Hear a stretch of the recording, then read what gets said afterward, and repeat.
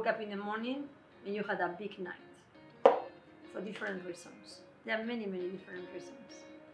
One can be you have so much fun in a party, you made the love of your life. Anyway, you end up drinking too much, or not sleeping too much, or who knows what too much.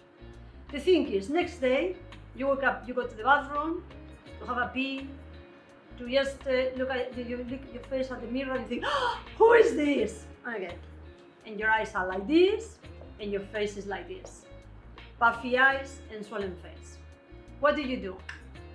These are an exercise for the face, but at the same time is to make your eyes become again normal because the water of your face, gets drained. Push with your hands, your temples, okay? Trying to erase all of your wrinkles, okay? Just pushing your temples back and erasing all of your wrinkles. And now the funny thing is coming, okay?